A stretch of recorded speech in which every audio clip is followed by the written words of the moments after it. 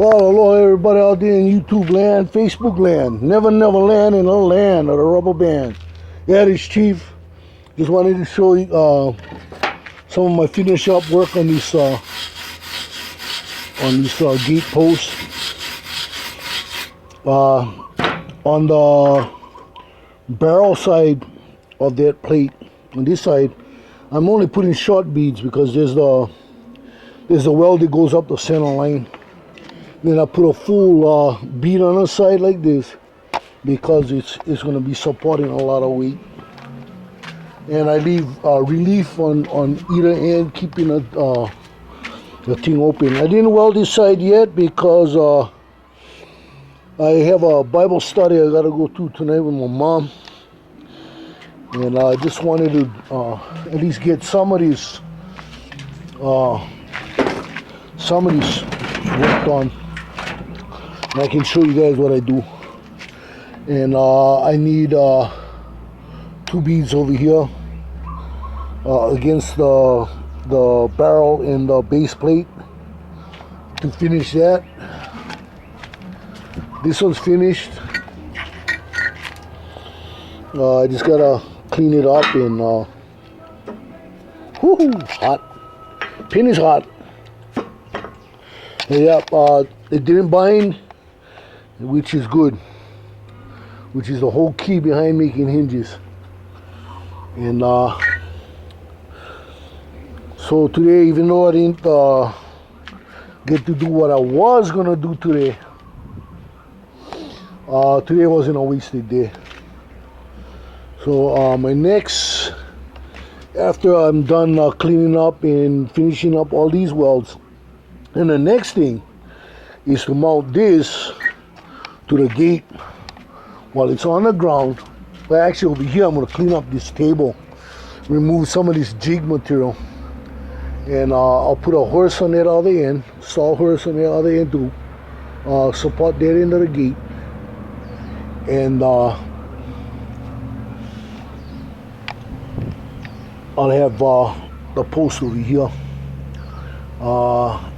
I have to spin that gate around and flip it over. So what I'll do is I'll flip it over off this thing, and then I'll flip it up on this table after I get everything cleaned off, and set it up where this is just set right here with this other fences. I'll take this fence off, but I'll set it up here. And then the next thing is getting that mounted to this.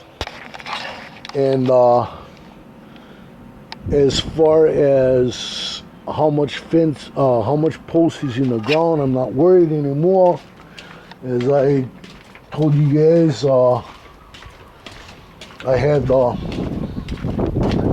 that insert. This insert takes care of everything else.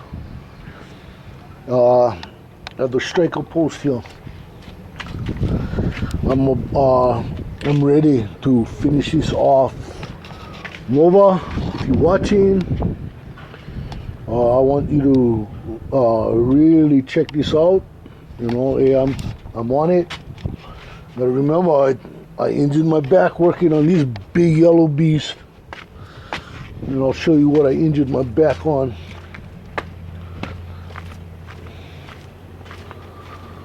Putting that transfer case on the ground. That ain't exactly light. And it was only me underneath this truck, nobody else. And that's part of the problem here is I do work for my family. My dad's truck, it needs to get up. And as you can see, I don't have the jack over here today because the jack had to go to Wyoming. Uncle Wade has to fix his tractor, so I don't have a jack until my shoulder's taken care of. I have a really irritated rhomboid muscle between the scapula and along the scapula. Anyway, here you go.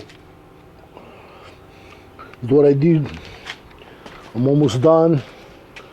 The next time you see this post, well, after I'm done mounting it, dry mounting it to the gate, then the next time you see this post, it'll be at Nova's house in the ground, ready to be to have that gate hung on this. Yeah, it's been a long, hard haul for me, busting my ass on this bad boy, but that's just the way it is sometimes. I'm just doing a little checking in there.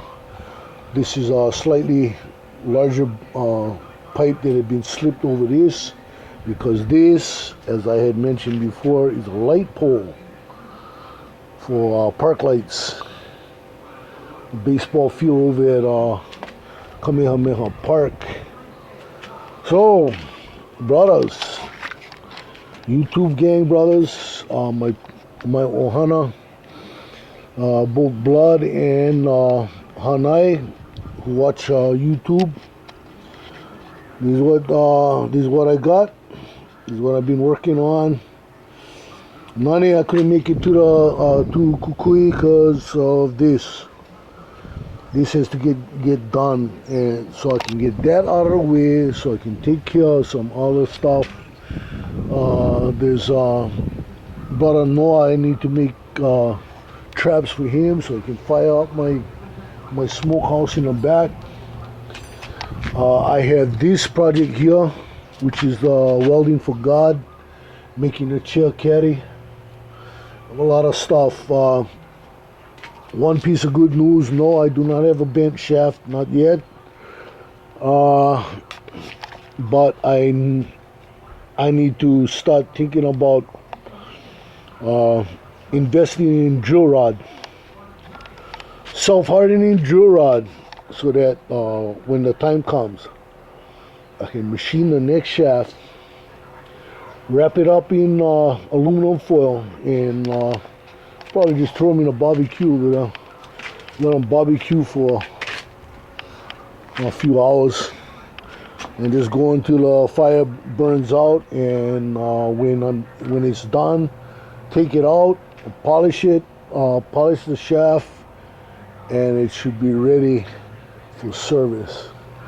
And when I do that, I'm going to do what I said before. I'm going to hog it out with bearings, so that in spite of the fact that it's going to be drill rod, and it's not going to bend easy, it's not even going to break easy, but when I put bearings in them, there ain't going to be any give at all, and she'll be really solid for doing some fairly heavy work. It's not going to mean that I can do the stuff that big Bridgeports do, but I won't have too many problems doing the stuff that I already do.